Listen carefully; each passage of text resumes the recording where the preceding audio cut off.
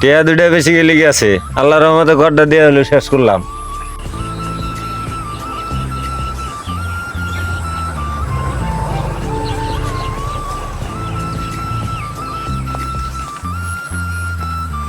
রোহিত ভাই তো ভালো গাড়ি বানাইলা, এরকম ঘর তো মাসে বানানি বাদ দিছে আর বানানো জানে না।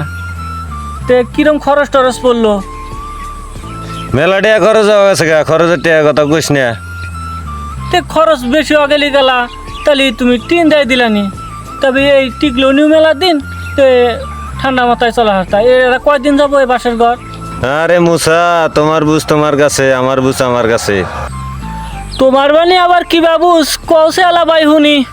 তাইলে হন, আয় পাহাড়ের মধ্যে বাড়ি বানাইছি, কারেন্টের কোনো ব্যবস্থা নাই। কারেন্ট নাই তাই গিয়েছে?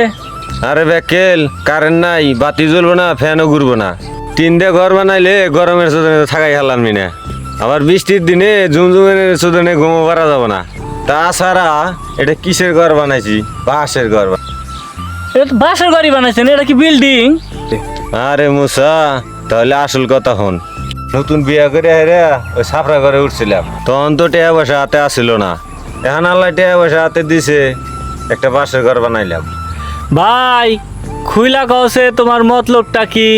তাইলে হন, আগে তো সাফরা ঘরে উঠছিলাম, এখন তোর ভাবিক নিয়ে এই ঘরে থাকবো।